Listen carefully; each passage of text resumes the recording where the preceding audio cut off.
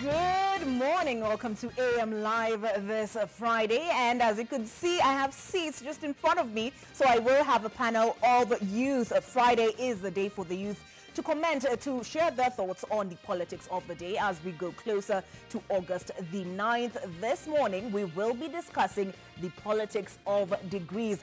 But before we get into that, let's take a look at what's happening around the country today in terms of the news that we're keeping an eye on. And Raila Odinga, that is the Azimio Coalition Party, campaigns in Murang'a. That's number one on our list today.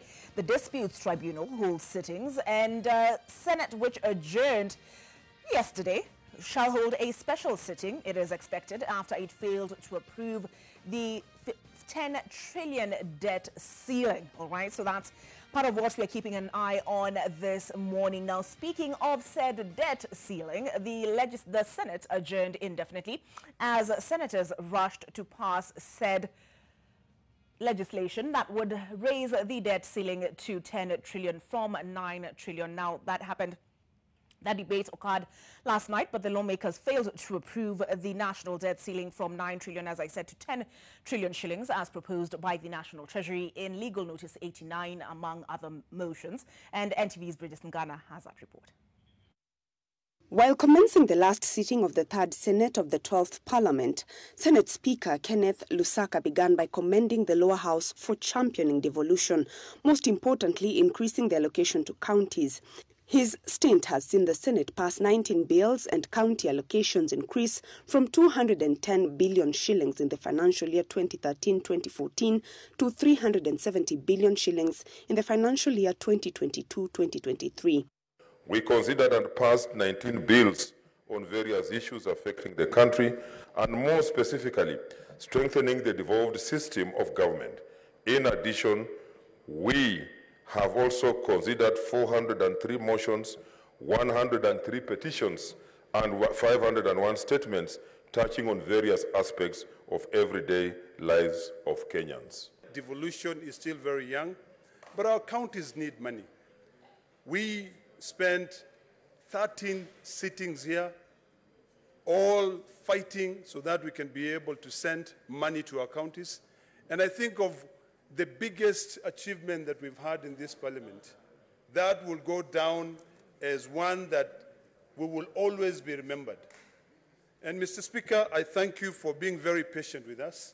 During the Senate's sessions, 4 governors have had impeachment motions brought before the House, namely Taita Taveta Governor Granton Samboja, Kirinyaga Governor Anne Waiguru, former Nairobi Governor Mike Sonko, and former Kiambu Governor Ferdinand Waititu. The latter have been successfully impeached. The Senate concludes with proposals to have the impeachment motions reviewed. The Senate had initiated a legislative framework in this respect through the impeachment procedure bill, which has unfortunately not been finalized. Therefore, I urge the next Parliament to prioritize passage of this framework to assist in facilitating a more effective process. On the conflict of which House of Parliament is superior to the other, Lusaka had a proposal to his successor, given that this Senate has had to seek the opinion of the courts pertaining its role in lawmaking. Currently, the National Assembly is referred to as the upper house, but Lusaka is proposing a balance between both houses in the 13th Parliament. Indeed, even within the confines of the Constitution, as it now stands, the next Senate must properly construe and utilize Article 127(2)(c) to ensure that the Senate has the same number of commissioners in the Parliamentary Service Commission as the National Assembly. Treasury seems to have won in its push to have the national debt ceiling raised to 10 trillion shillings, since Legal Notice 89 will now be deemed approved, according to Section 205 of the Public Finance Management Act. Bridget Ngana, NTV, Nakuru. Now, last evening, we reported about the concerns surrounding the cancer scandal probe, where civil society organizations have petitioned the Office of the Director of Public Prosecutions to issue a status report on the findings of the investigations and answer to questions why the matter has not been prosecuted. We can, in great detail, outline prosecution hitches and questions that have stalled the prosecution of COVID-19 profiteers. Here is NTV's Brian Obuya.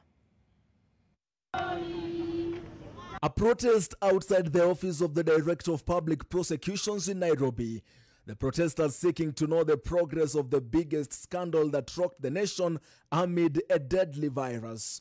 In a tweet this morning, while downplaying reports of a blame game between his office and the EACC, the ODPP has outlined at least 3 areas of the investigation that he needs the EACC to tighten in order to successfully prosecute the matter.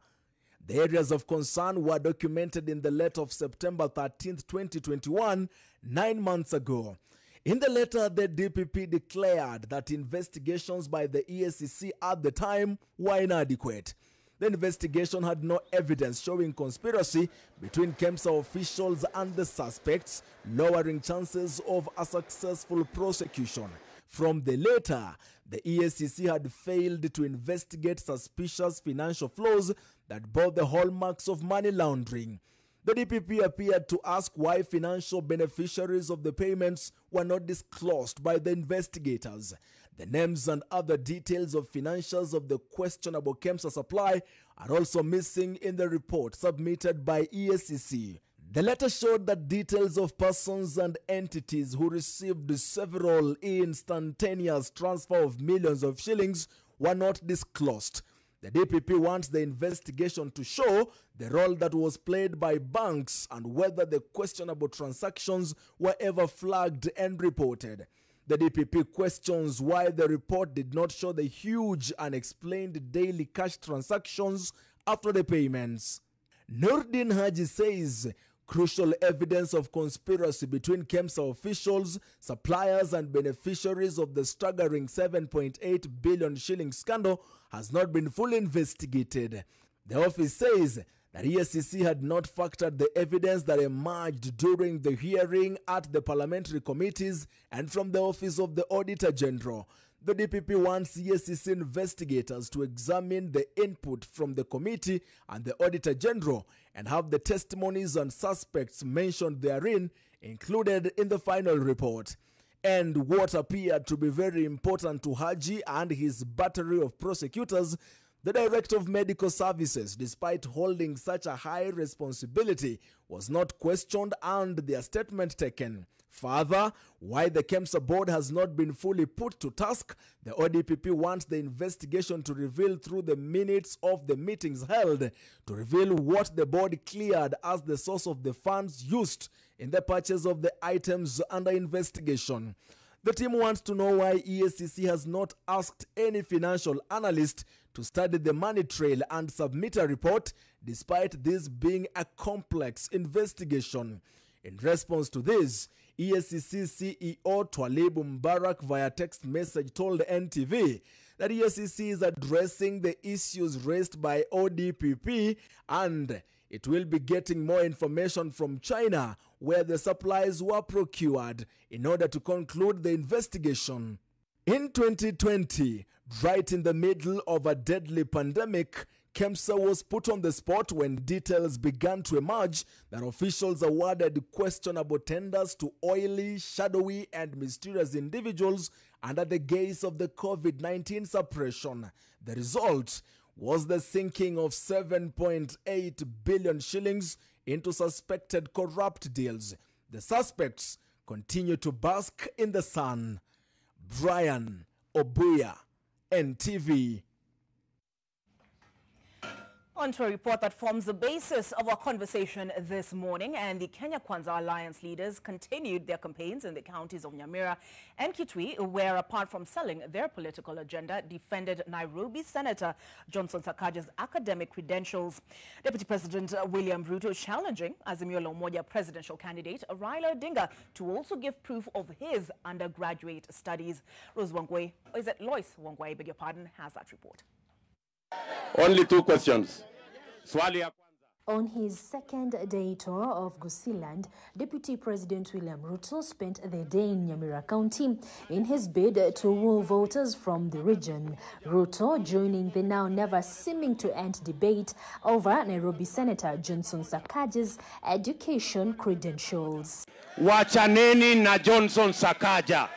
Johnson Sakaja ako na certificate ya kutosha. Watu wa deep state na system wanapiga simu kila mahali. Wamepiga simu mpaka wamefikisha kule State House, kule Uganda, wakitafuta njama ya kusimamisha Sakaja asiwe gavana wa Nairobi. Ruto throwing a spanner into the academic credentials discourse by challenging other leaders to produce their degree certificates. Kama kuna mtu ako na certificate ambayo haijulikani, ni candidate wenu wa rais wa Azimio. Kabla hamujatuambia mambo mengi, tuonyesheni candidate wenu wa Azimio wa rais, atuonyeshe alisoma wapi na alisoma na nani na mwalimu wake alikuwa nani. An issue that IEBC has already responded to, with IEBC CEO Marijan Hussein clarifying the matter. The returning officer for clearance of the presidential candidate was actually the chairman, who is Mr. Afula Chebukati. And by the time when he was clearing, he had actually certified himself that the candidate actually met all the legal requirements. Yes. So to that extent then, I would say Honorable Raila Odinga, Raila Omolo Odinga, actually met the requirements. And in the last general election, Kisii and Nyamira counties voted for the Jubilee's administration at 55% and 45% in favor of Raila Odinga. Meanwhile, in Kitui County, Machakos Governor Alfred Mutua and National Assembly Speaker Justin Muturi spread the Kenya Kwanza gospel, even as Mutua went on to detail just what he bagged in his support for William Ruto's presidential bid. Nikaambia Ruto, mimi sitaki story, tuandikane. Akasema sawa. Tukakaa chini. Hii vitu yote tukaandikana. Akaandika ya kwamba wisi mimi nitakuwa deputy prime minister kwa sababu prime minister position imeenda kwa Mudavadi. Ruto akaniita, akaniambia nyinyi Wakamba mtapata 20% na maendeleo chap ya kuingia hapa katika serikali ya Kenya Kwanza. But this would require a constitutional amendment, even as DP Ruto is on record saying he is not interested in constitutional amendments to create political positions. Lois Wangoi, NTV. All right, let's throw an eye to the news diary this morning. And as I said, these are stories we are following up on as the day progresses. The IEBC Disputes Tribunal holds sittings today. Raila to lead Azimio campaigns in Murang'a. Ruto from the other side of the political divide, the Kenya Kwanza side, campaigns as will lead the Kenya Kwanza campaigns. Senate adjourns indefinitely. Now that transpired last night. And the Energy Summit in Olkaria enters day 2. All right, now let's take a look at the newspapers. And as it so happens, the headline story on The Nation this morning has to do with a topic of conversation this morning, and that is the politics of degrees. The man, Sakaja, Johnson Sakaja, Nairobi Senator Johnson Sakaja, is on... how should I put it? Let's just read the headline. Now Sakaja faces arrest for forgery. That is the latest development on that story. And the explainer reads, the embattled Nairobi senator was last evening in the crosshairs of an international criminal investigation over his degree certificate, with Ugandan officials demanding proof of his admission to Team University. Evidence he paid tuition fees, and his transcripts. In Nairobi, the Directorate of Criminal Investigations confirmed that Mr. Sakaja and officials of the university were under investigation for transnational crime. Now, we'll get into that conversation substantively, so put a pin in it. But before then, let's get the thoughts of my panel this morning on this other story on the front page. And where did the billions go? Auditor General flags 4.6 billion shillings missing at Uwezo Fund. You'll recall that the Uwezo Fund was meant to benefit the youth, women and persons with disabilities. So we'll get into that. I'll get the thoughts of my panel in just a moment. Let's take a look at page 2 and how 4 Murang'a girls were lured into Mtwapa's sex ring. That is on page 2. Let's flip over and we have my son-in-law scammed me in a 20 million shilling house deal. Should be an interesting read, no? And sibling rivalry now rocks Kenya Kwanza campaigns. Yesterday, Zainab Ismail was doing the 9 p.m. news, and she brought that update about the William Kabogo side, as well as, you can see him here, Moses Kuria, raising concerns about the treatment of the other parties within the Kenya Kwanza coalition. And if I'm not mistaken, is it threatened or did actually pull out? And this report by Simon Shuri states that there were signs of movement within the Kenya Kwanza Alliance in Mount Kenya region yesterday after two parties skipped a Kiambu rally addressed by the presidential running mate Rigathi Gachagua. Chama cha Kazi party leader Moses Kuria and Tujibebe wa Kenya chair William Kabogo gave the meeting a wide berth a day after clashing with United Democratic Alliance gubernatorial candidate Kimani Wamatangi. And we have another presidential candidate on this page. This is page 4. And that is Waihiga. He says, I'll jail COVID billionaires in 100 days. You will recall that we ran that story by Brian Obuya on the KEMSA scam. Civil society demanding answers after that scam transpired, and they say nobody has been held to account for it. Now, Karua, do not fear selling Raila in Mount Kenya. She accuses some Azimio candidates in the region of failing to campaign for Raila, urging them not to be intimidated by crowds. And there's a quote here. And she says there are some politicians within Azimio who are asking for their votes. But when it comes to the presidential race, they tell their voters to decide for themselves. All right. And that is as far as the Azimio coalition is concerned. We flip over, and yesterday we brought you an update on the case with regards to the Monica murder. And here we're told police attempt to place Joey at murder scene. And yesterday we saw that report where they visited her former residence, and they could not access the residence because there's somebody who was already moved in. And this story by Joseph Wangwe states, investigator says suspect charged twice, I beg your pardon, investigators say suspect changed twice at victim's place and Maribe's house. A police investigation, let me just zoom in for us. A police investigator yesterday tabled various pieces of evidence in court in an attempt to link TV journalist Jackie Maribe and Joseph Irungu, alias Joey, to the murder of businesswoman Monica Kimani more than 3 years ago. Chief Inspector Maxwell Otieno also told the court that Mr. Irungu changed clothes twice at the journalist's place and the victim's house. All right, let's take a look at what's on the other pages. I flip over, and scandal of 4 billion shillings that Uwezo Fund chiefs cannot account for.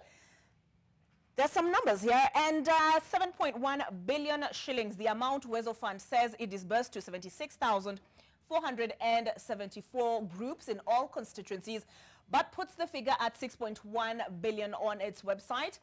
100,000, the maximum amount first-time borrowers can get from the fund, with the minimum amount being 50,000. So let's get some thoughts from my panelists this morning as promised. And I'm joined by Sylvia Katua. Welcome very much. She is the program officer with Mzalendo Trust. Good to have you. Maina Karobia, yes. UDA youth leader. Yes. Did I get that right? Yes, yes, yes. Good to have you as well. And we're also joined by Douglas, founder, CEO, Oasis Mathare. I see a gentleman being powdered. He's coming on set in a moment. Ascon Kamili, he is a part of the Azimio presidential campaign team. All right, and Douglas, I'll start with you. What do you make of this allegation, or rather this report from the Office of the Auditor General that they said Uwezo Fund says it has disbursed to 76,474 groups in all constituencies is 7.1 billion, but puts the figure at 6.1 billion shillings on its website? I would say that this is not like the first story on the public funds being misused. And if you're not going to put in place, or rather, if you're not going to punish those who allegedly misplace the funds or ate the fund, like in quotes, so we'll definitely hear these kind of stories even tomorrow. So we need to put a stop in this once and for all. Yeah. Sylvia, does it concern you that these funds are part of the funds that have been earmarked for the youth? Yes, it does. I'd say that I think the biggest issue is that there seems to be no beneficiary. So what we're saying is that the fund itself, the CEO keeps on saying that we have this and this beneficiaries. But if you actually go to the street right now, there are very few people who'd actually even know what the fund is about. And so I think despite Parliament, going on recess just in the coming days, National Assembly has already gone on recess. Senate is about to go on recess next week. I think that should be one of the key agendas for the next Parliament, so that we ensure that once this report is tabled in Parliament, then there are some investigations carried out and people who have engaged in this mismanagement are held to account. Okay. So it speaks to integrity. It speaks to integrity. Maina, your party leader promises a 50 billion shilling Hustler Fund. Yes. If Wezo Fund is not safe, how will the Hustler Fund be safe? First of all, thank you, Olive, for giving me the opportunity to make my maiden appearance on NTV. I think from what I'm reading on this issue of Wezo Fund, it is an issue of what we have been, actually people have been complaining about these funds. We have the Wezo Fund, Youth Enterprise Fund, Women Fund, and we seem not to have a prudent financial management system at the government level on how we'll be monitoring how these finances are used and whether they reach the beneficiaries. I think from what I'm seeing and what I've read, even nation media visited the offices of these people, but they were not available in terms of availing the information in regards to how this money has been used. So I think in regards to Hustler Fund, what we want to do is that we want to consolidate the Women Fund, the Youth Enterprise Fund, and also this Wezo Fund, so that we can have a consolidated kitty, and it will have people who are managing that those resources, and they will be oversighted either by Parliament or other agencies within government, so that we have a streamlined way of doing things, and we can ensure that the Hustler Fund or the resources that are allocated within the Hustler Fund reach the real beneficiaries. Okay. Because one of the problems is that... And we'll get more into that, but first I want to get Ascon's thoughts on this particular story. Does it concern you? All right, thank you very much, Olive. First and foremost, I'm very sorry for coming in late. No problem. But that's not very intentional. On the developing news there, I think it speaks to the fundamental issues that we have been discussing, not today, not yesterday, but almost for a very long time, on the question of integrity and how Kenyans treat corruption. You know, if we don't take seriously issues of corruption, then there is no point of, compounding and having more and more funds or even consolidating as Maina Karobia is proposing here. What is very important right now is having into those offices the people who have been charged with the responsibility to manage these funds, people of integrity and people who really, get to own the vision of the country. What we lack is we have people who think being given such an opportunity or a position of responsibility is an opportunity for you to enrich yourself. And going forward as well, the EACC and those who are in charge with the responsibility to look over this and oversight this, they should try and drop in the Auditor General's office as an expert position whenever they're advancing these cases in court. Okay. Because really if the Auditor General just ends at giving a report and sharing it out with people and the media talking about it, I think that is not very impactful to the process of dealing with corruption. Okay. The only position when then we can say that the Auditor General's office has been given the opportunity to advance their reports further is when the EACC tagged them along during these processes as an expert position. All right. Yeah. So I want us to get deeper into how we can assure that such funds, the funds that are meant for youth, for women, for persons with disability, these affirmative action funds, are better utilized for the purpose intended. And I know Maina talked about oversight, but isn't that already meant to be the case? As things stand, and there was an attempt to consolidate the funds by way of Biashara Fund. Not entirely successful, but we'll get deeper into that. I want to finish up with the Daily Nation so that we can take a look at the other newspapers quickly on the other side of this break. Relief for JSC as appeal court lifts order barring the hiring of 26 judges. And let me see, fuel subsidies gobble up. Let me just zoom out on this one so that you see it much clearer.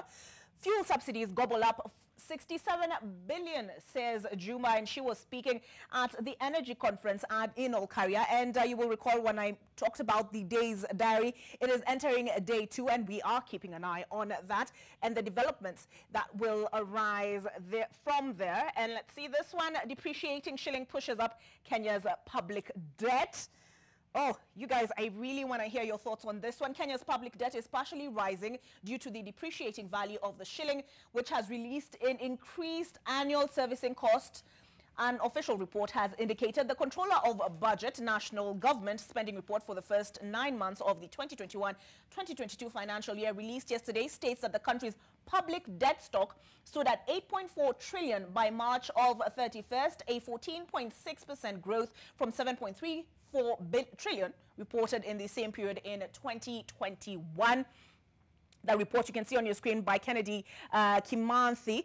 Yesterday, the Senate did not dispense with the business of raising the debt ceiling by 1 trillion from 9 trillion to 10 trillion. What did you make of that development? I'll start with you, Douglas. Definitely, we are very, very disappointed that they have raised up to 10 trillion. And there are no... not quite yet, but that is the intention. Yeah, that's the intention. But definitely, you can see where we are heading to. And if you raise it to 10 trillion, you know, what does it speaks to the common mwananchi? It means that, you know, we'll definitely have to dig in deeper to pay the debts. And I mean, as a country where we are heading to, it might be unmanageable. Okay, Sylvia? Just to echo what he has said is that first, we have seen there have been attempts, despite advice from the Parliamentary Budget Office and all other offices mandated to assist Parliament, you know, with this debt issue. Parliament has consistently raised the debt ceiling. This is not going to be the first time. I mean, they raised it from 6 trillion to 9 trillion, and now it's currently under debate to go to 10 trillion. And actually, National Assembly passed it last week. It's just going to Senate for concurrence. Yes. So, which might possibly happen. And what we are seeing is that despite calls from the public and well evidence-based research from not only civil society but other stakeholders in the sectoral sector, there still seems to be some push. I don't know why this push comes to Parliament, you know, to continue raising the debt ceiling. And you could even see this because they shifted from giving the debt ceiling as a percentage of the GDP to a numerical figure, which is very, you know, it can be changed at any point, and it's not based on any particular figure, you know. And so these issues, like he said, they continue pushing up the cost of living, and, you know, with the other factors coming in, for example, the Ukrainian war, then there needs to be, we need to have a hard look at what needs to happen. And like he said again, these are the new issues that the new government that's going to take place. That's the first thing that they're going to deal with, the ballooning public debt. Okay. And we need to sit down and think, what next? What needs to happen? Okay. Yeah. Maina, when you're casting your ballot, is this a consideration? Will this be a consideration for you, the level of public debt? They say every child who is born in Kenya is born in debt. Yes. Olive, I made a commentary last year, and I said that one of the defining factors of 2022 elections are actually how the various presidential candidates are going to manage the public debt. And to a large extent, I've not seen the various presidential candidates talk about the public debt other than the Kenya Kwanza presidential candidate. And I think going forward, I think Kenyans should look into this matter. It should actually inform their decisions. Personally, my decision will be informed by this issue. Because one thing, only when President Kenyatta was being sworn in 2013, the public debt stood at 1.8 trillion. When he's vacating the seat, it is 10 trillion. I think we need to review how we are doing our development projects. We need to ask ourselves, is the model of over-relying with international donors or foreign development partners in terms of aid really helping us as a country? I think we need to review our way of managing our development. We can look into the issue of can we borrow or can we partner with the local development partners like the banks or any other private sector that can help in terms of servicing our development agenda. Okay. So these are some of the things we can review as a country. I recall your boss saying that he would stop this borrowing and invite our friends to invest in Kenya. Exactly. Maybe you can provide more insight on what exactly that means. Askat, Raila Odinga describes Uhuru Kenyatta as a council member of Azimio. Yeah. He defended the country's public debt in his Madaraka Day speech. He said it was necessary to fuel development. What do you make of this development as far as the attempts to raise the debt ceiling to 10 trillion? Well, first and foremost, it speaks of the very characteristic William Ruto. On the one hand, he would say public debt is a very good thing. On the other hand, he'll be out there, you know, admonishing the president and talking. No, but what do you No, think? I'm just trying to build this argument because I had Maina say that it's only William Ruto who's spoken about the public debt and the manner in which he intends to solve it. But public debt or debt is not entirely a very bad thing. In fact, economies have been growing based on debts. With the US and the large economies, they rely on debt to a specific extent to grow their economies. So the only problem we have in Kenya is the prudent use of the monies that we borrow. You know, you realize that most of the monies that we borrow go into corruption. And the president has been on record on this. He has said that a lot of money is lost, even to a level of 2 billion daily. Now, what we need to look at is the manner in which we spend the monies that we borrow. If we borrow billions of money to, you know, spend on putting up dams, and they end up in people's pockets, then we cannot be at the very same time talking about debts, you know, hitting the roof. So we need to look more into how to spend the debt. We need to look more into how to spend the monies that we borrow from whatever sources. We also need to look at redefining our model of investment. You know, there's no problem with the manner in which President Uhuru Kenyatta has invested in the country. You go all throughout the country, you'll see so much infrastructural development done. And this is to the effect that the president has been looking at Kenya in probably 10 or 15 years and the manner in which this infrastructure will impact our economy. The effects might not, or the impact might not be felt today, but over time, then the economy will feel the effect of this infrastructural development. So the approach the president has taken entirely is not a bad approach. But what we need to be keen on is the manner in which we spend the monies that we borrow, and also to call out those who have been given opportunities to manage these funds to ensure that these funds are prudently and properly used. Okay, so the next 2 pages deal with our topic of conversation, which is politics of degrees. So I'll put a pin in that. We'll come back to it. So quickly, as we prepare to take our first break and launch into that conversation, let's take a look at what is on the front page of The Standard.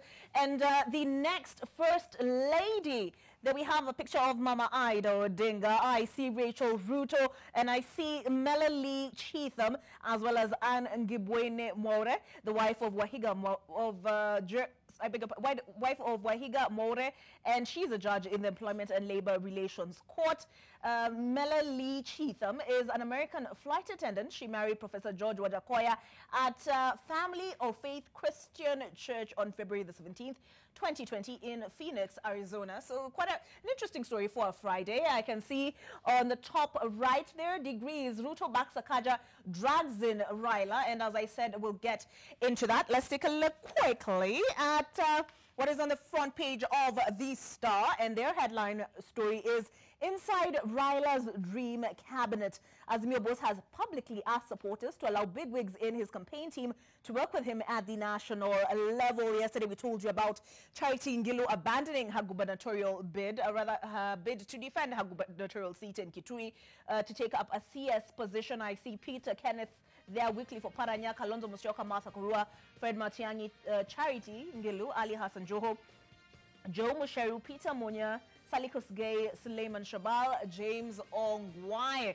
And you will recall when Raila Odinga was announcing Martha Karua as his running mate, he did allocate some ministries to his various political allies, including the Justice Ministry to Martha Karua. And there was that question of can she occupy the office of the Deputy President as well as serve as a Cabinet Secretary. All right, apart from that, Maribe lied on how Joey got gunshot wound. Joseph Irungu alias Joey and Jackie Maribe lied to the police about how Joey got a gunshot wound 2 days after the death of businesswoman Monica Kimani. Joey is alleged to have shot himself on the night of September the 21st, 2018 in Maribe's house, but they both lied that he had been shot by thugs. The court had that Maribe lied to the police on more than one occasion. Yep. That's it for the Star's front page. And I think let's call it a day on that note. And we'll get into the two remaining pages I want to get into as far as the Daily Nation is concerned. And that is to do with the question of degrees on the other side of this break.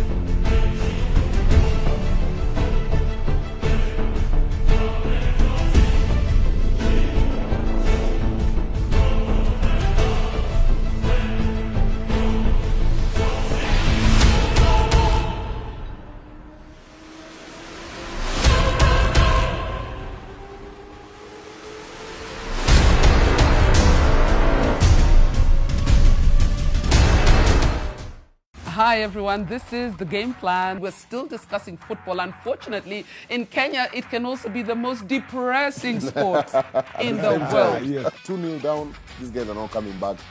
And then I blinked, 3 goals. I'm like, the one big advantage, Carol, though, is that we don't have a lot of Man City supporters in Kenya.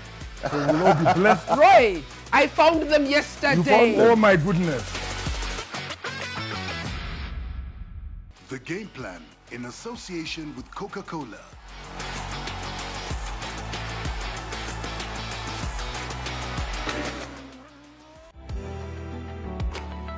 I realized that, you know, gender-based violence is happening. She woke up and poured sulfuric acid on my face and ran away. Whenever we have challenges within our marriage, within our family, we can solve those challenges in a proper way. Yeah, not necessarily going to violence, not necessarily going to physical. We can just talk, we can share, we can solve these challenges.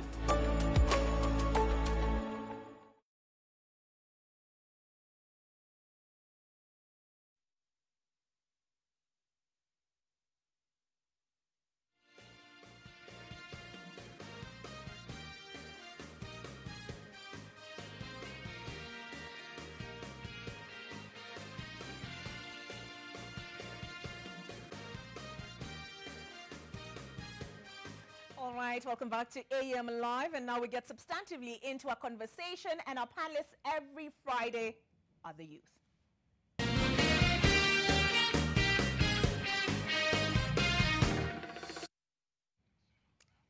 Catchy beat that.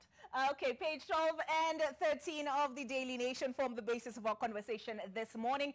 DCI links Sakaja to global crime ring as fake degree saga takes another twist. Ruto lashes out at the authorities demanding, as you saw in that report by Lois Wangoya, demanding that Sakaja be left alone, and even drags President Museveni into the row.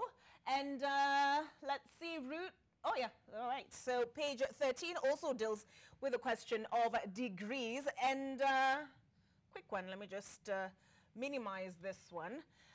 Ruto hits out at Raila over dubious degree. So these two questions, Sakaja's degree as well as that of, I think we're done with the newspaper this morning. So let me just see about closing it. But we're looking at the question of the degree certificates. And this certain, what do you call it, political debate about it.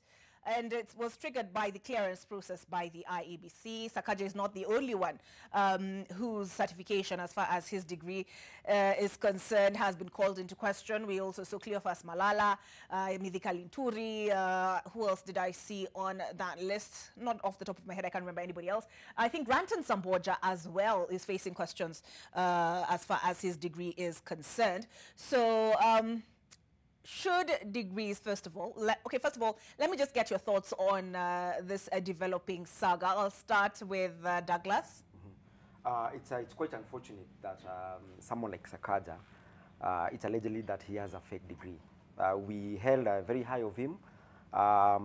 He brought in some very good political spin in his first, well, he was first nominated as an MP. But now him being, showing that he does not have a degree, it brings a very interesting twist. And but that is just a scratch on the surface, because Sakaja has been on the limelight for quite a while, and we all know that it's in the public domain that he was in University of Nairobi and graduated. We all thought that he graduated with actuarial science, and then later on him producing a different certificate from a different university. That shows that and here, by the way, we're talking about the credibility, because his credibility is put in test. And as Kenyans, or rather politicians, we try to see election as a do or die. So they'll do anything within their power to ensure that they are on the ballot. And that, I think, should stop. With all due respect, I think if he doesn't have a degree, he'll just come out clean and say that, guys, I do not have a degree. I'll work on it, and we are not going to, punish him for that. But and actually, we are going to hold him very high if he come out clean. But yeah, very interesting to see how this conversation turns into. But again, the spotlight is on Sakaja because he has been on the limelight for a while.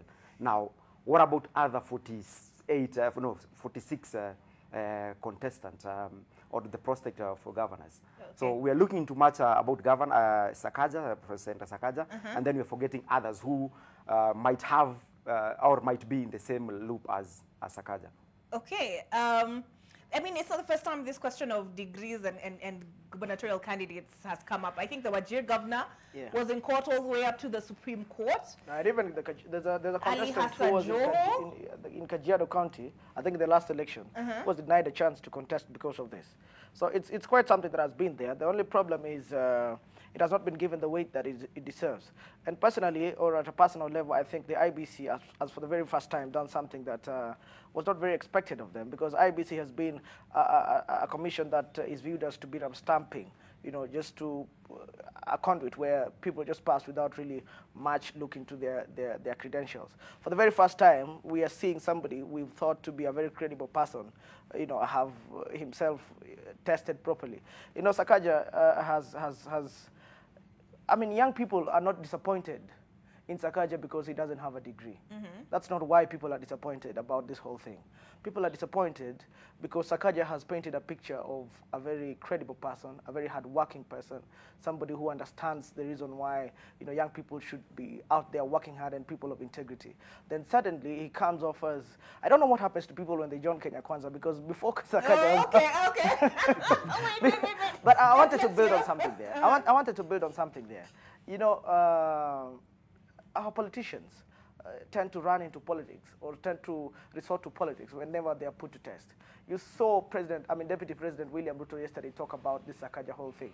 Instead of demanding that the process takes its course and we get the real answers from the authorities that are in place, he runs to speak about how President Uhuru Kenyatta and Museveni are conspiring to kill Sakaja.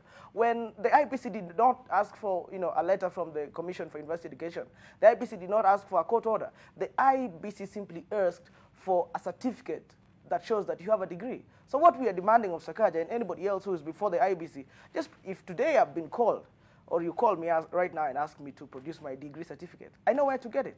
I'll just place it on your table and the matter ends there. So we are demanding of Sakaja to just place a degree certificate on the table. I think it's the validity of said accreditation. Before we get into the validity of a document, place the document. Right of reply, Maina. Your party leader was mentioned by ASCON. Of course, defending criminals. Oh man. But Oliver, this issue has been framed even by Sakaja himself as a political issue, and Sakaja in his response named President Uhuru Kenyatta, saying the state machinery has been deployed to intimidate the officials of said institution, Team University, as well as the Commission for University Education in Uganda. What's the basis of that? I think there's nothing far from the truth in what Sakaja said. I think one thing what Ascon is trying to say here is that one thing we should get clear is that Sakaja was cleared by IBC. Sakaja was also cleared by the Commission for University Education. What we are dealing with is somebody who is hell-bent to ensure that NMS still stands post-2022. What we are seeing here is somebody who is hell-bent to continue installing leaders in Nairobi and across the country. And I think the system and the deep state, I want to refer them as that, they have realized that the race at presidential level is done. So they are now looking at Nairobi as a soft landing so that they can continue holding power by installing their own person. But as I said, that the Commission on University of Education and also IBC had cleared Sakaja. But later on, somebody thought that, oh, Sakaja has not graduated, so let's look at his academic credentials. And that's what we're dealing with. I think IBC and and the Commission of University Education were not wrong when they were clearing this man to vie for governor seat. So I think President Kenyatta should be candid enough. He should remember that this is the same guy who installed him in 2013, when everybody was turning against him as an ICC suspect. Sakaja and his battalion of young people stood by him. They saw a gap. They saw leadership and visionary, the vision that President Uhuru had. He should not turn his back on Sakaja. But are you saying he should be cleared purely on the basis of his student? Not on that basis. That is not the basis. The basis is this guy has been cleared. Sakaja has been cleared by Commission of Education. The clearance has been revoked. No, listen, Ascon. Sakaja has been cleared by the relevant institutions that he holds a credible degree. Why should Uhuru turn against the same man who has already been cleared by the university? This is the same man who has been on his political formation all along since 2013. I think we have more political machinization against Sakaja than the reality of academic question that is on his document. The other thing, what is at stake here, Olive, is we might be threatening our diplomatic relations with Uganda. Because the next question Museveni will ask Uhuru, are you questioning the credibility or the quality of education my country offers? That is what is at stake here. And I think Uhuru, as we go forward, when we are having an election 50 days to come, he should be very careful. Because if we develop diplomatic struggles with a neighbor, then it means we are having so much at stake on things of national interest. Just a minute. I think the precedence that UDA is setting is very dangerous. That whatever happens in this country must be guided by politics, and that if somebody has been fingered for doing something wrong, it is on the basis of politics. When we talk about corruption, they'll be fast jumping on top of their sunroofs and talking about how politics is, this whole thing is riddled with politics. When we're talking about degrees, it is not only Sakaja who is under the lenses. We're talking about Nyambane, Walter Mongari.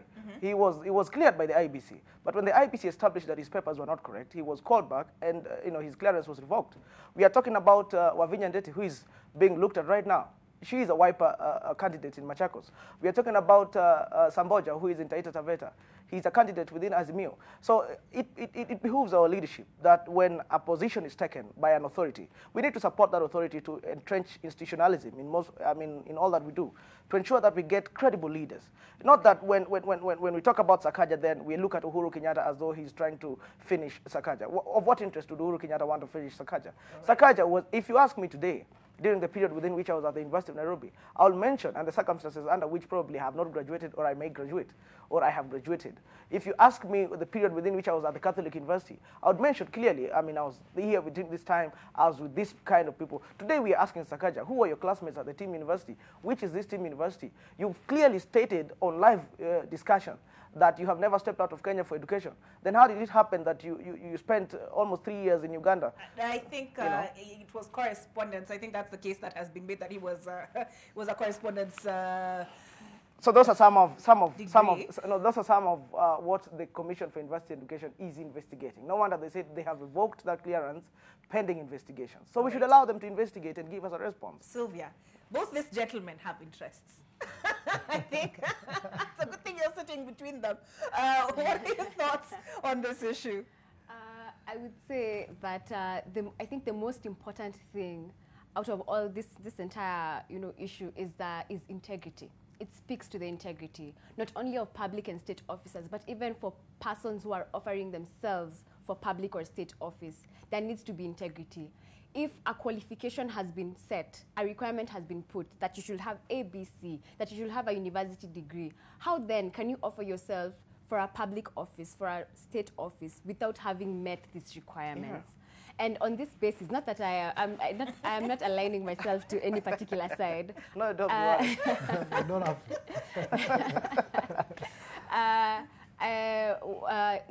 the moral and ethical requirements set out in Chapter 6 are very clear.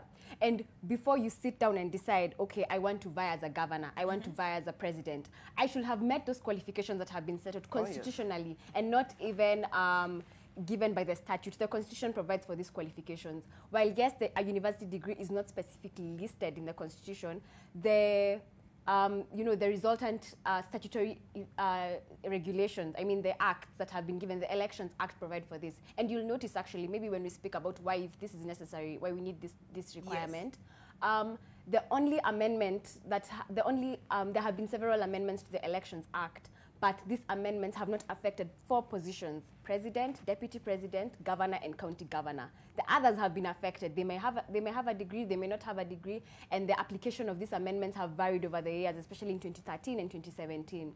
But for these 4 key positions, there has to be that degree requirement has been consistent all through. Okay. And so it's necessary for all persons, offering themselves up for state office, for public office, to sit down, reflect, and see if they actually meet these requirements. I mean, another question is, what else, what kind of example are you setting for the youth in this country and for others who want to offer themselves up for public and state offices? They have to meet these requirements that have been set out. They have to be of moral and ethical integrity as set out in the Constitution, so that we can have the kind of leaders that the Constitution aspires for us to have as the people of Kenya. All right. Yeah. And I'm curious, are we all degree holders seated here? Of course. Of course. Yeah, of course. But not the entire Kenyan population. In fact, it's a minority who are degree holders. Well, and should that exclude them from certain political elective offices? But before we get into that, Douglas, Sakaja was hailed. When TNA was, TNA came into being, Sakaja was hailed as an example of youthful leadership making an impact. Yeah. He even chaired, I think, the Young Parliamentarians Association. Oh, yes. Before he crossed over from the cutoff is what, 35? Right. Is this a blow to young people? Do you think these questions that are now surrounding his credibility, his integrity? Yes, it is. It's a big blow to youths, and the way that our politician or even our politicians are looking into this matter, it's even sad because a degree now it's more likely a paper, but you having a degree shows that you have qualified in the subject matter. But the way now the discussion that is going on, degree is just merely a paper, and that's why we are seeing people running around to get their degrees. But again, we need to interrogate the thoughts of the draft of the Constitution when they mentioned that the executive, that is at the national level and county level, to have a degree. What did they have in mind when they mentioned that these 4 positions need to have a degree? So once we get that clear, then we'll be able to move forward swiftly. Mm-hmm. But again, my thoughts would be someone with a degree, at least they are well educated. They'll be able to, for example, in case of a president, if you go to an international level, he'll be able to discuss security, global warming, and that kind of stuff, articulate, and he'll be able to build confidence to investors. Mm-hmm. But now looking back, because there's a perception that it's a two-horse race, Right Honorable Raila and DP Ruto. If both of them had a degree in laundry management and maybe playing guitar, those guys will be elected. But what does the degree and the function of the holders have in common? So we need to really interrogate this very critically, so that we are having leaders who, first of all, have the correct qualification and skills, and again, most importantly, they have integrity.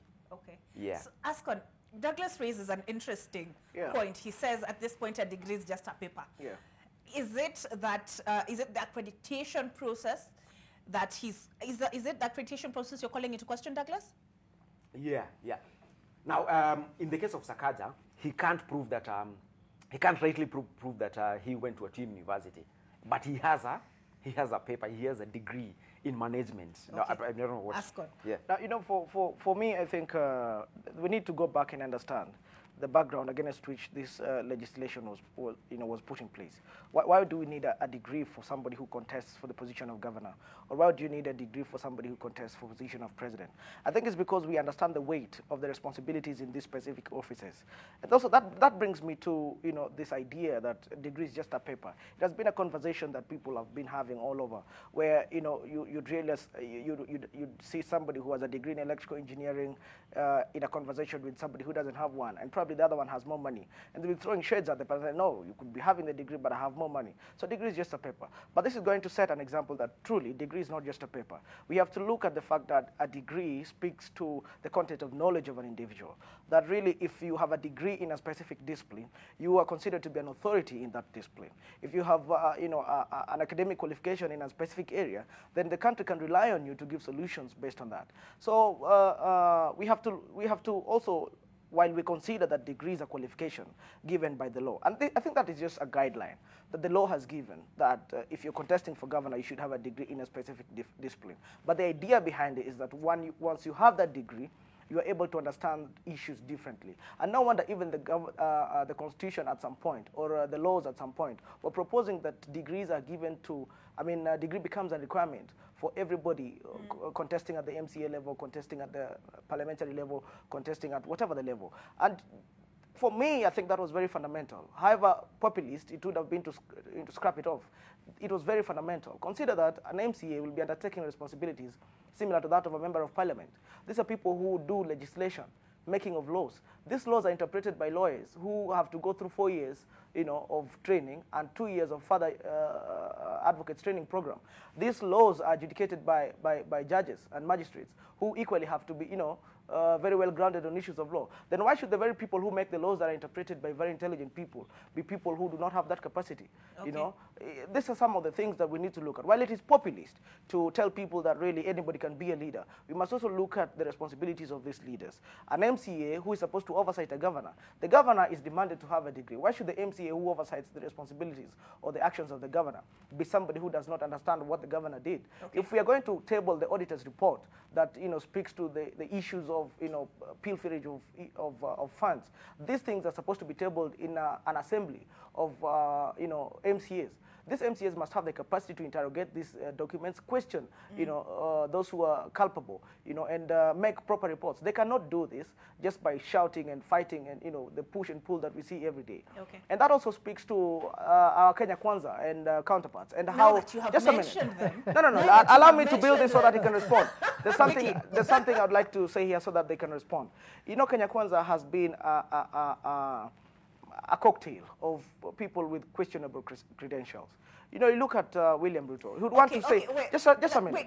He will respond. We'll come to Raila and Ruto and their degrees. But first, speak for the hustlers, Maina. He talked about the intent being that even MPs and MCAs should be degree holders. Right. Is it Murkomen who extended the suspension because he knew he was shielding his colleagues? So is it the hustler position that this degree requirement is not what imperative to leadership? I think I will speak from a personal perspective, and also from what I would say is generally the public perception in regards to these papers. Yes, it is right to have the correct papers or to be qualified in terms academically before you hold a public office. But we must look at leadership not just from the academic point of view. there is too much into leadership. I think when you are electing a leader, before even you look at the academic credentials, you should look at a leader from the point of integrity, as my sister was talking about here. We should look at a leader from how responsible they are to the people. Because you can elect somebody who is educated or in a position of leadership, but that person will be serving private interests. So we need to look at leadership from a broader perspective, and we look at it from how responsible are these leaders in terms of serving the people. You must look at a person, or you must elect a leader from the point of his heart or her heart to the people, not somebody who you elect, like the case of the Azimio candidate for governor in Nairobi. You elect somebody whose interest is not the people, but interest of the elite and the oligarchs who have put him in power. So when you elect such a person... I mean, what would be the basis of that assertion? But before we get into that, Sylvia, I don't need to be overrun by this gentleman. What do you say about, is it a degree just a paper? It's not just a paper, but in some instances it can be. So I think there are two sides to the coin. First is, like you said, Olive, is that not everyone has a degree. Let's start there. So it might be discriminatory to part of the population. If you look at the 2019 census, the Kenya KNBS census in 2019, only 1.2 million Kenyans have degrees. And that comes to about 3.5% of the population, and 25% of this are actually in Nairobi. So what about the rest of the country? We have to think about that. Mm-hmm. On the other hand, like he said, you have to think about the kind of person who's managing these resources. Especially for the president, the county governor, these are people who are not only implementing county and national legislation, but they're also managing county administration, national administration. So the degree would be a critical requirement in that regard, and they would be able to leverage on that to be able to conduct and undertake their functions effectively. If we look at, just to give an example, while MPs and MCAs do not have that requirement currently, you'll find that if we look at the performance of members of parliament, if I can say, those who have had degrees, especially in their areas of specialization, you find that certain members of parliament are very good in their legislative work because of the kind of backgrounds they have. If we speak about Kanini Kega, if we speak about Kimani Ichung'wah, who are chair of the Budget and Appropriations Committee, they have a background in finance. Mm-hmm. If you think about someone like Professor Jacqueline Oduor, who has a deep background in research, and the kind of legislation that she puts out consistently speaks to that effect. Dr. Agnes Zani, Senator Dr. Agnes Zani, has a political science background, and the kind of legislation she brings out on matters to do with gender and the representation of women and special interest groups consistently throughout the years, you can see that it impacts. And like he said, it's even better when you're placed in, you have the degree and you're placed in a particular committee or in an area where you can actually focus, because that's where your talents are used best. That's where your education, your experience is used best to articulate the interests of the people of Kenya. Okay. And if we look again at the aspirations of the Constitution, in 2000, when the Commission on the Commission on the Constitution was going around looking for views for the people on the new Constitution, one of the key things that came out was actually that our leaders should have an education degree. And again in 2010, when the Task Force on Devolution came up and they went around asking, okay, what do you want your governors to have? The educational requirement came out very clearly. Yeah. And while there have been very many court cases, challenging this, upturning it, I think the key issue time and again has been, are you qualified to hold that position? And while a degree might not be the only substantive requirement, let me say, it might not be the only test, the only litmus test to say you are qualified to hold this, it's a good starting point. The Constitution says educational requirements as may be provided in the Constitution, as may be provided in statute, and the Elections Act comes again and says you need an education degree. Why then would you not have a degree? Why would you offer yourself up to hold office and you have not met these particular requirements? Yeah. Okay, but just even on the requirement for a degree, is it an equality issue, an inequality issue? Because that is something we contend with as a society, as a Kenyan society. But let's take a quick look at said legislation. And the Elections Act of 2011, Section 22, states a person may be nominated as a candidate for an election if he or she is qualified to be elected to that office under the Constitution and this Act, and holds a certificate, diploma, or other post-secondary school qualification acquired after a period of at least 3 months study recognized by the relevant ministry and in such a manner as may be prescribed by the Commission. Under this Act, it continues to state a person may be nominated as a candidate for election as president, a deputy president, governor, or a deputy county governor only if the person is a holder of a degree from a university recognized in Kenya, save for the position of president, the deputy president, the governor, and deputy governor not apply for the offices of parliament and county assembly representatives. But of course, we were discussing how the intention was that it be extended to MPs and MCAs. Douglas, at the core of this is an equality issue. I love that Sylvia has come here ready. I mean, prepared with all these statistics. She tells us 1.2 million Kenyans, only 1.2 million Kenyans have a degree, which represents about 3.5% of the population. Should we be reconsidering this requirement? Definitely, yes. And 2013, we did put a test to our current constitution. There are a few things that did not work, and there are a few things that are working. And there are definitely some gaps. And it's high time that we have a very serious discussion on should we have a referendum or should we change so that it can fit into to our needs. We cannot have, like as mentioned, we cannot have someone who has never stepped into a class oversighting the role of a governor or the president, right? And then again, there are some gaps as well, such as if a deputy governor resigns, what happens? So definitely we need to have a serious conversation on should we change? Because again, listen, our constitution is one of the best constitution in the world. So if it was it was implemented in a developed country such as UK, England and US, it will serve them better. But for us, at the moment it's not serving us. I mean, to some extent, I mean we're having some really good stuff on the constitution, but again, we need to change the narrative, as well as even having a 3% of Kenyans who have a degree. It knocks out so many who are credible and who could lead Kenyans. So let's. Do you remember there's a time C.S. Matiang'i mentioned that there is a governor who presented a certificate for participating in a crusade as a degree.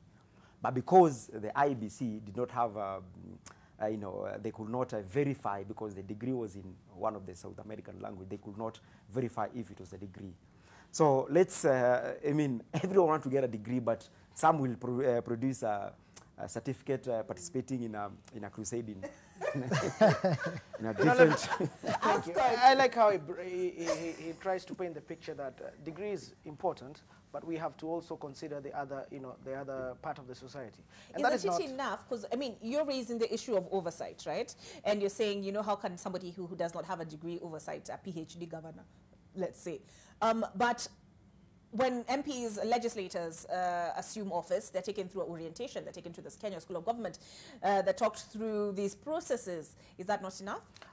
You don't want to understand the kind of data that you were reading there from the Auditor General's over a 3-month lecture at the Kenya School of Law. It requires some depth of knowledge for you to understand and or get an opinion on such kind of, that depth of knowledge. So I don't really think that the much support that they get from Parliament towards ensuring that they are up to date with the happenings in Parliament is adequate enough to have them grounded to make proper decisions and have opinions on specific issues in the country that are tabled before them. So a degree is very important, just as I'd put it. And I'd like to go back to the question of equality and whether some section of the society feel sidelined. You know, if you look at our manifesto today, right Honorable Raila Odinga talks about certifications that are given even to people who learned their jobs through apprenticeship. You'll find that somebody's a mason or somebody is a carpenter, and they didn't go to any school, but they're good at it. Somebody's a mechanic. You see that in all the informal settlements, but they didn't go to school for this.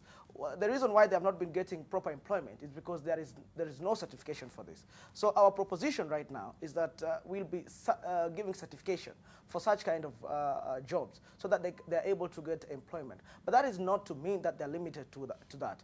In this country, there are provisions even for people who got D- in high school to move to the level of a PhD. So it is just being patient and understanding that the law demands that for somebody to be a governor or for somebody to be a president, they need a degree. But here is a position where people have thought that having a degree is as basic as just waking up, getting into a backstreet college and procuring a degree. And that is a very unfortunate thing. Look at this country in probably the next 10 years. Should it land in the hands of somebody like William Ruto? We'll have Anne Chesa as a cabinet secretary with a degree, I mean, but initially he was in Uhuru Kenyatta's cabinet. Exactly. And that is what I'm saying. It doesn't matter whether it is Uhuru Kenyatta who appointed him. The chairman or does it not? No, for me, it doesn't matter whether it is Uhuru Kenyatta or William Ruto who appointed him. What matters is, did he qualify to get there? And therefore, moving forward, we cannot be moving. I mean, going forward, we cannot be moving backwards a number of times. When we have demanded that our people should, our leaders should have degrees, we cannot go back because we want to play populist politics. Right now, William Ruto will tell you that a degree is not important for anybody as long as they're a child of a poor person. No, I don't. No. Has he said that? He has said. No, William Ruto has said. A PhD holder can we need to take a break. He is a PhD holder. No, but he has said. Among all candidates in this election, none is more qualified than. No, just a minute. But there's something I was bringing here that I think I would want us to talk about. You know, there's this narrative that Kenya Kwanza and Maina Karubi and his team are advancing, that as long as you're a child of a poor person, you should be able to get an opportunity. We are not dismissing that. Our position is that everybody deserves a chance. But even the poor people, we have most of them who have gone to school.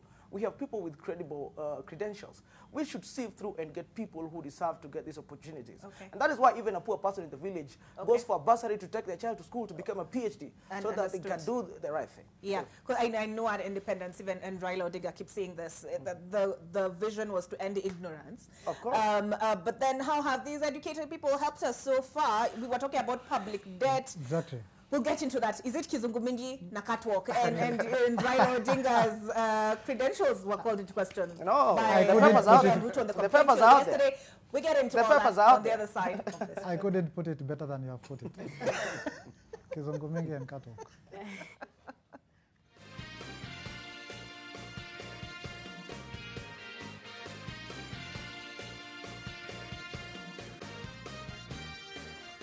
Welcome back to AM Live, and today is all about the young people's thoughts on what's happening on the political landscape.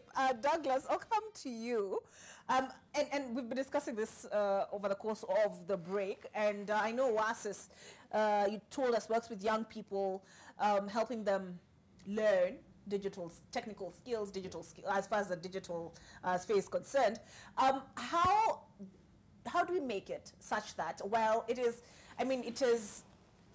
not a point in contention that the more years of education you have, it's been shown that the higher income you earn, right? And the goal is that we are all, like we said, at Independence, we eradicate ignorance. I mean, Silva is an advocate and you can tell. How do we ensure that in that process we are also not leaving no one behind?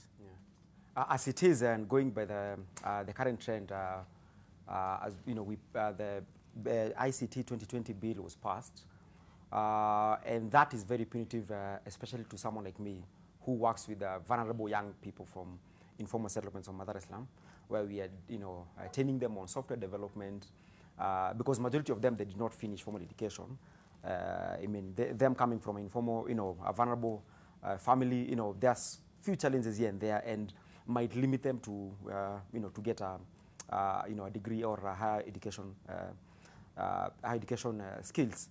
So having a bill that curtail or tails down, or because the bill is mentioned that the bill says that for you to practice ICT, you need to have a certain qualification.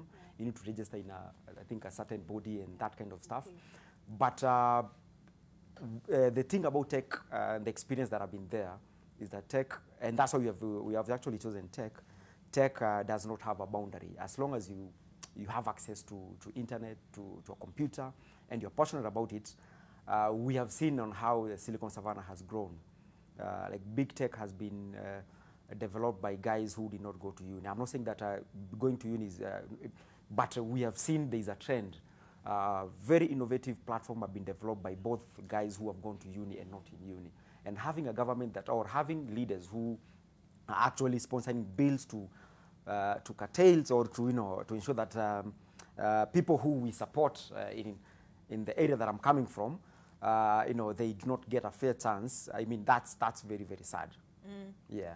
I'm sure people, when you said that, I remember, is it Bill Gates and Mark Zuckerberg who dropped out of uni to start their companies? All of them, Bill Gates and Mark Zuckerberg. But Mark, I think later on he went and got his degree. But yeah, you can take a look.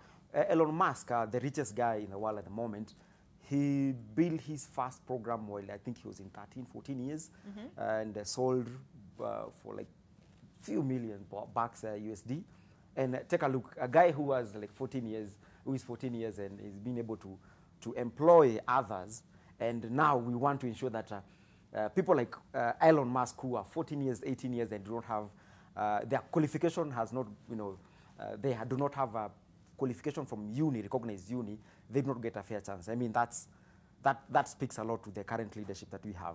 Okay. So, I mean, when I've been hearing especially Sylvia and Douglas speak, and you are like, it's unfortunate over this degree saga, at least where Sakaja is concerned, that it has called his credibility into question, his integrity into question. So is it a point of disagreement that he's a good leader? Because my sense is that you seem to think, when you say he's unfortunate, it implies that he's a good leader. So with or without a degree, he seems to have made some sort of impact.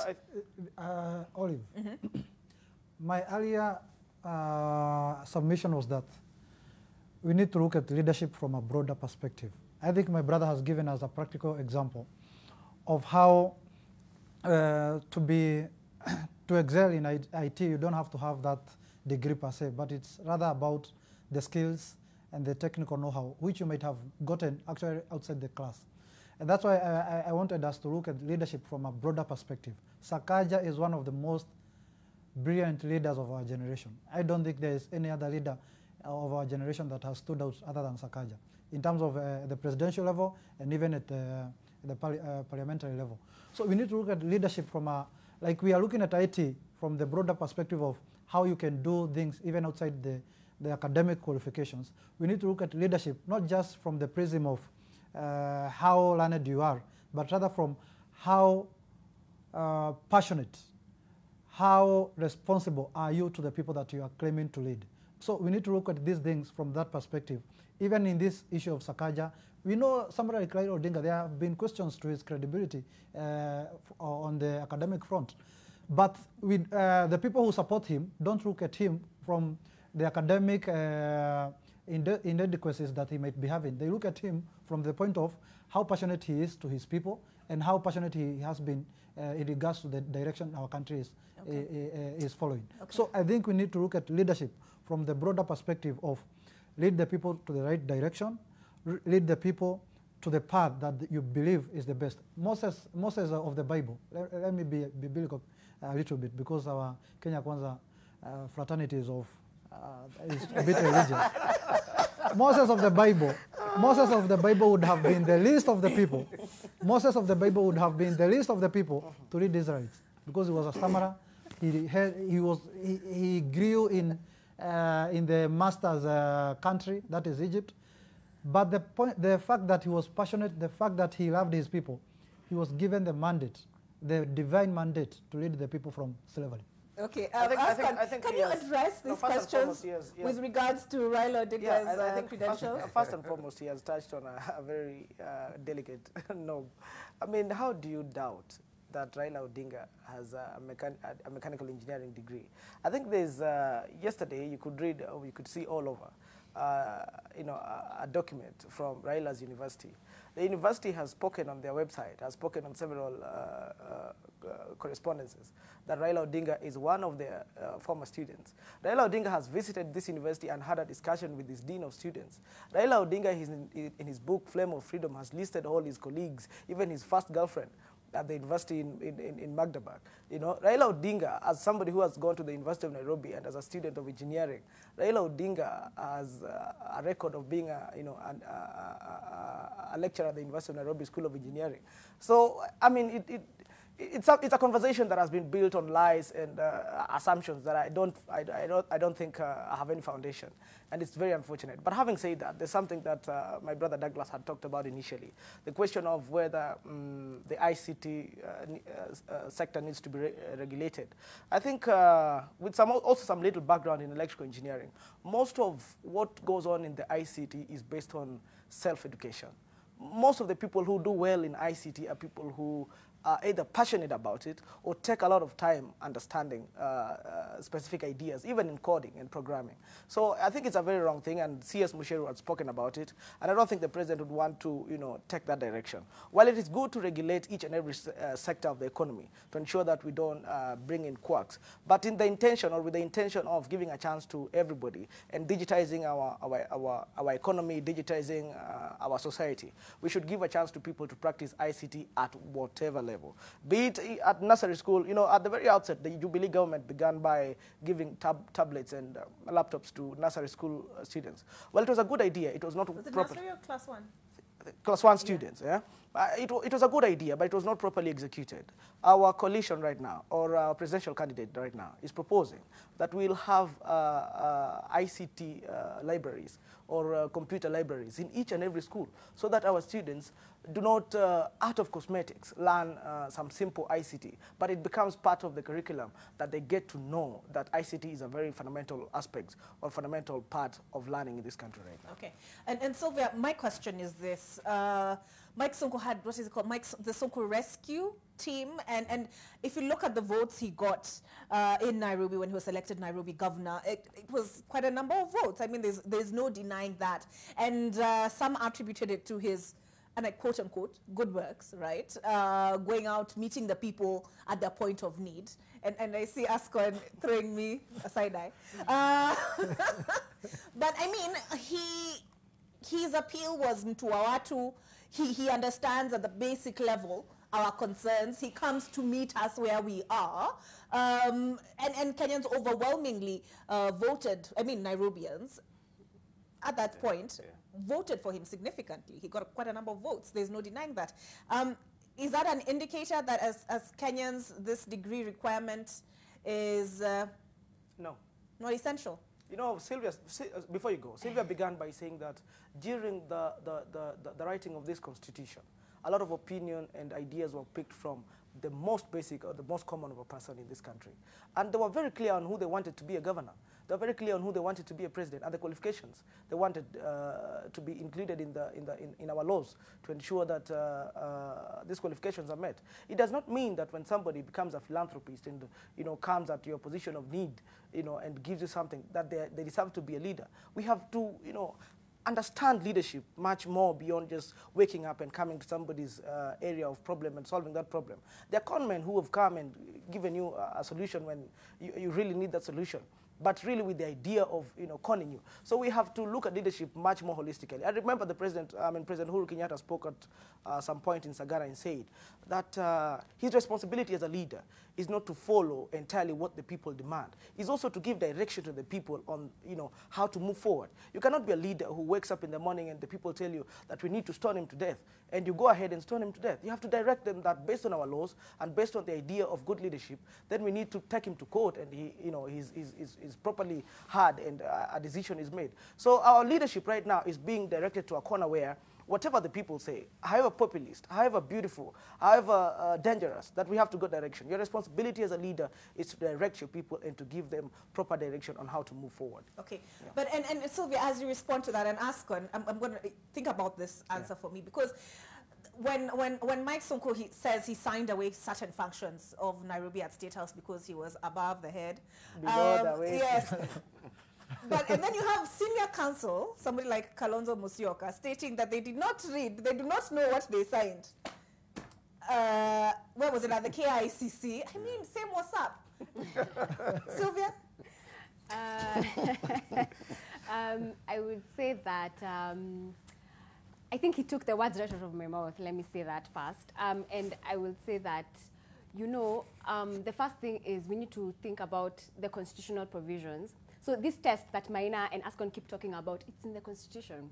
Chapter 6 outlines what kind of a leader you should be as a public officer and a state officer. The list is there. And further, it goes on to say what is provided for in statute. And I'll keep repeating this because it's Parliament that enacted the Elections Act. Right. It's Parliament that put in these requirements in place. And so, for these public and state officers, they need to align themselves to these particular requirements. However, we still have other issues. What he spoke about on the socio-economic realities that we're facing in the country. It is true, not everyone is able to get a degree. The Act talks about post-secondary education, and I think this matter was also litigated on, and I think the court also held that that was a bit discriminatory. Again, petitioners went to court and said it should actually be post-primary because of the free primary education, and now there's a full 100% transition to secondary schools, although it has not really fully been implemented. And I think the court did not really fully align itself to that particular, that particular section. However, the issue again speaks to reading of constitutional provisions. They cannot be implemented or read in isolation. That's my other point. It's also for the education. These things, yes, while we provide for a university degree, it's also for us to look at what is the transition rate? What the Ministry of Education needs to sit down and think, what is the transition rate? Are many people going to universities? How many people are able to afford this kind of education? It's for help to sit down and say, how much can we be able to give young people? What kind of funding, what kind of support do we need to give young people to be able to accomplish these 4 years? For some people, they want to study, but they're not able to. And this requirement therefore becomes a hurdle. Maybe because of finances, maybe because of other issues may come into play. But it's for all these ministries, all these government agencies to sit down together. Another aspect is also the EACC and the clearing agencies. I'll also speak a little bit about that. These investigative bodies given this this mandate to look into these issues need to have the capacity. They need to be assisted. They need to be supported by government through adequate funding or whatever strategic plans to be able to ensure that the kind of quality, if it is interrogating these particular requirements, then they should particularly meet them. And not just only to focus on the university requirement. There are also other requirements that come up. Issues to do with integrity, corruption, or criminal cases that have come up in the courts for persons who have criminal cases they're standing for public office and yet they've been cleared. So IBC, EACC should all take these matters into account, even as they clear these persons who want to look for elective office. And I'll be honest, it confounds me how they've drawn that line between persons who've been removed from public office and those who've been convicted. Integrity is integrity in my mind. But Maina Ascon raised an important question. And when Kenya Kwanza calls the credibility of these institutions into question and attacks these institutions, is that not undermining them? Because like he pointed out some instances where certain individuals have been, the integrity of certain individuals has been called into question, including his running mate, Rigathi Gachagua, and then he politicizes these issues and he says they're being targeted. Anne Waiguru has done the same thing. She posts on Twitter and says, this is because I moved camp to Kenya Kwanza and now they're targeting me. Is that not, to your mind, dangerous? I think, Olive, what we should be looking at it is how convenient is that somebody like Anne Waiguru, when he was in the BBI brigade, they wouldn't ask her about the issues, the integrity issues that she has been having. But once she crossed over, the DCI, the EACC are on her case. Yet we know there are so many things that have been happening in Azimio formation, and so happens in Kenya Kwanza. I think the problem we have been having, and I think the person who has been undermining the fight against corruption and the issues of integrity in this country is the president himself. When he tries to so much bend the investigative agencies towards the Kenya Kwanza or the Hustler Nation formation, yet on his formation of Azimio, where he chairs the campaign, the presidential campaign team, have actually people who have integrity issues and they have actually criminal record. Somebody like Babu Owino, he runs everywhere, yet it is on CCTV, it is on camera. It is actually a case that has been taken to a court of law, that he shot somebody, but by virtue of him being politically correct, he cannot be prosecuted, and the victim of his criminal case. I don't know how accurate that is. I don't know how accurate an assessment that is, because he was taken to court. He was taken to court, He was taken to court, but assume, I want us to have a thought. Assume Babu Owino was in Kenya Kwanza, and he had the same case. No. I think that's out of ignorance. This is the point. This is the point, Olive. This is the point, Olive. The fight against corruption and the integrity issues that we have been having in this country have been weaponized, and that's why we have had the Hustler Nation fraternity ask the president, can you be honest enough? Can you be a leader enough to ensure that the integrity issues that we have been having in this nation, they cut across? Musumeno isikuwe mzuri kwa pande moja na ile pande ingine inakuwa mbaya. Okay. I think the contention has not been... Let me follow up with his question. Kenya Kwanza keeps saying, first show us who are behind the KEMSA scandal, and they keep pointing fingers at the Azimio coalition. Is there a double standard? You know, this is it. I think it's very wrong that if it is alleged that I stole some money from some quarters, then the next thing I'll do is I'll point fingers at Olive to show that we both stole, so really, let's just let this thing die. There are people who are in court in Azimio la Umoja, and I've not had Raila Amolo Odinga come out, guns blazing, to protect them. There are people who are in court in Kenya Kwanza. We have had William Ruto speak very unequivocally on the manner in which they're being witch-hunted. And I think this is what we are talking about.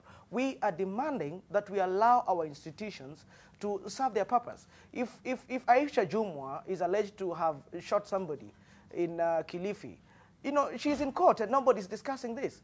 Babu Owino has been in court severally, and people can see this all over. We have not had Raila Odinga come out and say that Babu Owino did not do this or he did this. We have permitted the courts to undertake this whole process and to give us a verdict on this. So whatever happens in the criminal process is none of our business as politicians. What happens there is that the verdict that the courts will give us is what we shall rely on to prosecute our politics. So we are demanding of William Ruto and Kenya Kwanza to also take that direction, that whenever somebody is mentioned in corruption, permit our institutions to deal with this matter properly, without going in a rally and telling them how Chebukati is being used by somebody, how the DCI is being used by somebody. We have people who have just been, I mean, they are being sentenced today in Homa Bay. Homa Bay is a county where the ODM party, you know, is the one that calls shots there. I've not had Raila Odinga come out guns blazing and say that because the minority leader there, the majority leader there, and the clerk there have been sentenced to some number of years. I've not had him do that. This is what we are demanding of William Ruto. William Ruto will wake up, and we know that Oscar Sudi doesn't have a degree, but he'll want to tell us that the Commission of University Education is targeting Oscar Sudi. We don't like that. Do you know for a fact that Oscar Sudi doesn't have a degree? Oliver, we're losing the point when politicizing the issues here. Both sides, Kenya Kwanza and Azimio, they have that a lot. So when he is mentioning that Raila is not defending people, his brigade who are in court, but remember in 2017, that should be in 2017, he was opposing. There were some CS who were campaigning for then Uhuru Ruto team, and that was bad. And now we have seen CS who are campaigning for Azimio, and he's not speaking a word. Because a decision was made over that. Now, I mean, why he's not speaking? Because if it's not good, the thing is, no, the thing is, if it's if it's good for me and then it's bad for my opponent, then I'm okay. So if something is bad, it's bad. Yes. Either if it's either supporting me or not. So we have a double standard, you know, on Azimio and Kenya Kwanza. And we have seen here my fellow panelist, Maina, linking the degree of Sakaja with NMS. I mean, how are those two related? We have seen Sakaja linking his degree with the president. How are those two related? So If you have a degree, please, can you just table it? And I mean, it's very ridiculous on how things are turning. And to answer your last question, you mentioned, are we youth disappointed with his leadership? To some extent, yes. Because here we are not talking about a degree. We are talking about integrity. It's not a matter of degree. And if you go back to why Sonko was overwhelmingly selected by Nairobians, that came by the backdrop of, we had Dr. Kidero, who had, really good, impressive CV, but there is a perception that he failed Nairobians. And that's why Nairobians are like, now we don't need degree. We know that a degree guy. We need someone who is hands-on. We elected not a hands-on guy. And now it was worse. And then it was terrible. So it's not about the credential. For me, it's all about the integrity of a leader. Do you have the interest of people at heart, or are you using your cronies and the qualification, the education qualification you have to muzzle others? So I mean that's. But I think generally we should not bring politics into education. If really we love this country, I mean this is now from a personal view. If we really love this country, we can't start to dilute the most basic of what would make this country better. That is education. If somebody doesn't have a degree, let's just leave it at that. Demand that they go back to school and get it. All right.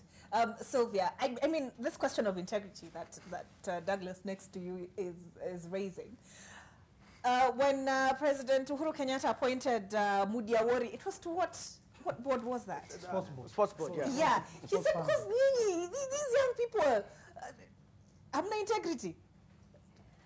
Is this further proof of that? I would say that's an unfair assessment, Olive, to say that we do not have integrity. I mean, there are very many capable youth. My friend here, Maina Ascot, I mean, there are people who are willing to take up the task. They're willing to undertake their duties effectively and in a manner that has integrity, just that they've not been given the chance. If you walk to political parties and political party youth leagues right now, you'll see the kind of work that political party youth are doing in the political parties. Just how they're managing the affairs of the youth leagues will show you the kind of leadership that we're going to have, just that we've not been given that opportunity to be able to do it. I mean, even if we look at Parliament, I'll keep talking about Parliament because that's the key work of Mzalendo. 6% out of all the parliamentarians in both National Assembly and Senate are comprised of youth.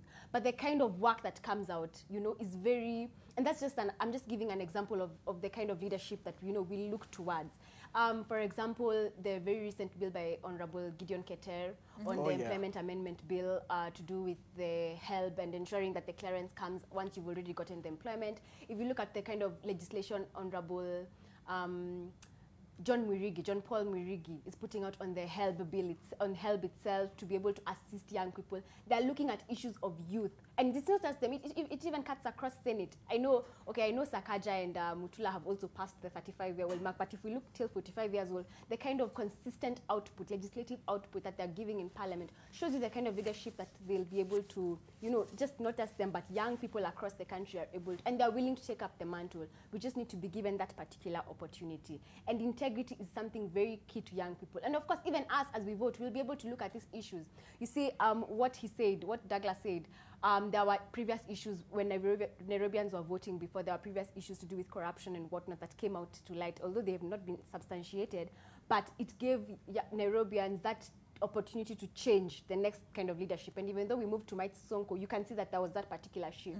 And they form a huge chunk of Nairobi's current population. That shows you where we're moving. Moving forward, the future is youth, the future is young, and we're willing to not only just take up young people, but we are looking at people with integrity, people who meet Chapter 6 requirements, whatever camp they come from. As long as you meet these particular requirements, that's the way we should go, and that's the future. Okay. Ascon, okay, so mine I'll come to you. Ascon, it's interesting that Sylvia raises the point of opportunities for young people, because she says, look at these youth leagues. She's pointed at you, she's pointed at mine, and says it's just that you don't have that opportunity. A big part of Kenya Kwanza's attacks at Azimio have had to do with Raila Odinga's age. I think and given that most of Kenya is a youthful population, 75%. I think we should divorce the conversation from the picture that there is a contest between the youth and the old. You know, in fact, in any democracy where things have happened properly, there has to be a cocktail of both. You know, you get some experience from the old and the energy of the youth, merge this together, get a medley, and something good will come out of it. So we are not in a contest between the youth and the old. We are in a relationship where we want to get the best of both of these people. So I also saw that you had attached this to the appointment of Honorable Mudi Awori. Well, the president, within his rights, would appoint anybody, you know, particularly in a position as the sports board, where a lot of resource mobilization needs to be done. You know, in some cases, it is justified that he goes for, you know, for the older generation. But in most cases, I have seen a lot of my friends who were in the Jubilee Youth League appointed in government. There's Zaki Nuthia, there's David Yosian, there's Alex Matere, there's Angel Mbodia, there's Irene Kendi. Just so many young people out there, Kina Wambui Nyutu, they are doing very, I mean, they have been assigned very important roles in government. And looking at our presidential candidate in this election, he has spoken very clearly on the manner in which he wishes to engage the youth in this election. One, we are going to be reserved for 4 powerful ministries. You know, this we are going to see in the next election. The president, I mean, our presidential candidate has spoken about this. We're going to have the youth ministry. We're going to have the youth commission. And we have been promised a number of ambassadorial positions. I mean, the presidential candidate is committed on the manner in which he wishes to engage the youth. And this has to go based on example. Look at Kenya Kwanza. William Ruto had spoken about engaging women and that this election is very vital to ensuring that the Truth Agenda rule is met. And what did we see when it came to appointing the deputy president in Kenya Kwanza? He went for, I mean, something we would not want to talk about. It doesn't matter the age. What matters in this circumstance is the question that Raila Odinga had committed to deal with the Truth Agenda rule. And he wanted to show the women of Kenya that he's committed towards giving a chance to the women of this country on the table. And he did it. He's the only presidential candidate out of the 4 who, I mean, is among the 3 presidential candidates out of the 4 who has a female a running mate. Kenya Kwanza doesn't have that. Look at it. Out of 4, you're the only person who doesn't care about women. No, he's not the only one, is he? No, David Moraes, running mate, is female. That's what I'm saying. Out of the 3, Raila Odinga is one of the ones who have given women a chance as a running mate. But Kenya Kwanza, out of the 4, is the only ticket where a woman doesn't feature. And just the other day, they were trying to do a charter with women. The women do not want to be signed with charters. They have signed charters over the years. Women do not want to be told how they're going to be included. They want to see one of them as part of the decision-making team. It's interesting that you're speaking for women. No, I was trying to marry. I was trying to marry. I was trying to marry women and youth. Minor, a big part of your party leader's campaign platform has been on addressing unemployment, and he acknowledges that unemployment is a big problem in this country. And when he was talking about the Hustler Fund, he was saying it's these, I think, is it 100 billion in this financial year that he said would be targeted towards generating what employment in the sector of manufacturing, agro processing, housing, and all that. Is there? He talked about the women's charter. Is there a youth charter that we should expect to be signed in the coming days? I don't want to break the news on this TV, but allow me to stick on the women agenda. The women of this country have the best deal in Kenya Kwanza in the Hustler Nation political formation. If you look at the Star newspaper, how many women are on the cabinet position of Raila Odinga's cabinet? Only 2. This is speculation. It is not speculation. It is something that Raila Odinga has committed to. It is only 2, Charity Ngilu and Martha Karua. If you look at Hustler Nation, they have committed 50% of the cabinet affairs to be women. So you are going to find out of the 22 cabinet ministers that we have in our country, you can be sure of 11 will be women. If you can be sure. Don't cut me because you have already had your time. 50% of the cabinet will be women. So it means that women have been mainstreamed in the decision-making table.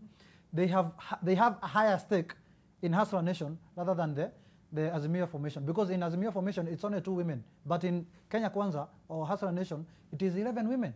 So they have the best deal in terms of decision making in Kenya Kwanza. If you look at the budget allocation of Kenya Kwanza, they have committed a certain percentage, I think 50% of the Hustler Fund. Not I think, it is actually on the charter, or women charter, that William Ruto signed last week. 50% of the Hustler Fund will be allocated towards women enterprises and women initiatives. So you can look at William Ruto is looking at women affairs from a broader perspective, that is political, the political and political leadership perspective, and also the economic perspective, so that we are not creating an elitist women population of just sitting on the table, but we are looking at it from the point of even the Mama Boga at Jamhuri Market is being looked at from the Hustler Fund. The other thing, let me articulate this issue on the youth agenda.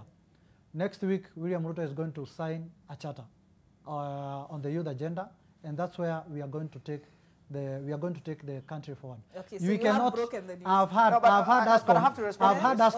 had Ascon dismiss the issue of signing charters. He must know the democracy that this world enjoys came from a small charter that was signed in the United Kingdom called Magna Carta. And it was a charter between the royals, the royal family, and the ordinary people. And that's where democracy was born. Okay. Today, if we want our youth to move forward, if we want our women to be mainstream in decision-making processes, we must have a public covenant, like the one we saw with William Ruto and Hustler Nation Fraternity signed last week, and we expect next week to sign with the youth. But even before, let me respond to something. Let me just respond to something. I think I want clarification on one thing that he has mentioned, that there are only 2 women in Raila Odinga's cabinet. I think this is speculation, and it's very unfair to rely on such. That's a basic. I mean, he did not name his entire cabinet. You no, know? it is already unveiling. When he was unveiling, a cabinet has over the probable cabinet that Raila Odinga has promised has only 2 women, Martha Karua and Charity Ngilu. We don't know the others. We don't know the others. Yes, we don't know. Yes. I think you made his point for him. All right. Douglas,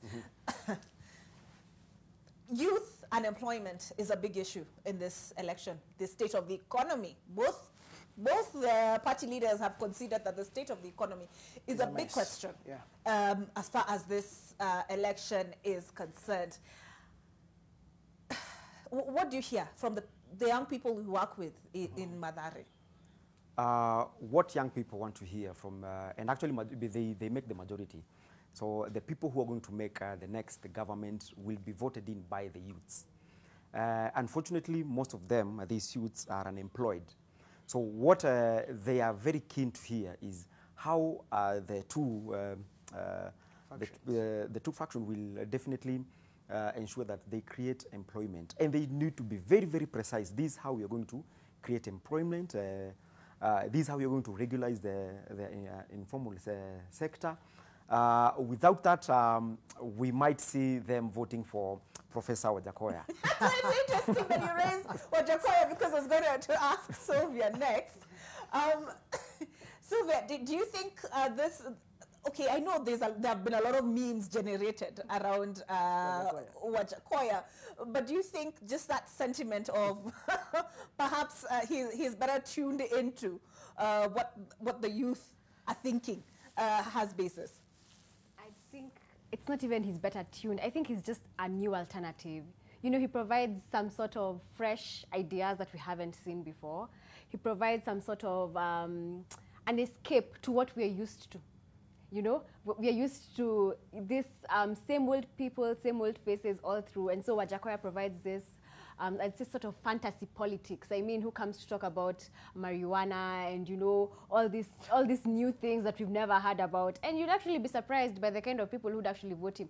I think there actually would be, maybe you'd verify this, but there would be actually a couple of people, a huge chunk maybe, that would be willing to actually give their vote to him. So you never know, he might actually surprise us. So are the youth looking for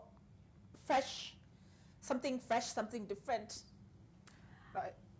I'd say that they're looking for someone trustworthy, someone with integrity, someone to be able to guide the country out of the public debt issues. You've rightly mentioned that we have issues to do with unemployment. Someone who can be able to aptly tackle that, you know, within the first 2 years and ensure that young people are able to have jobs. Someone who would ensure that there's an enabling environment for innovation, not something to do like the ICT practitioners bill that we are currently seeing, as is mentioned, and someone who's able to advance our interests, not only just to do with employment, but also issues to do with gender, young women to be able to have accurate representation, and all that in government. Now, the youth are prided in being succinct because they can tweet in 140 characters. So in 140 characters, closing remarks. I think Wajakoya, besides all the stories, has a very good history and is somebody who has taken part in the struggle in this country.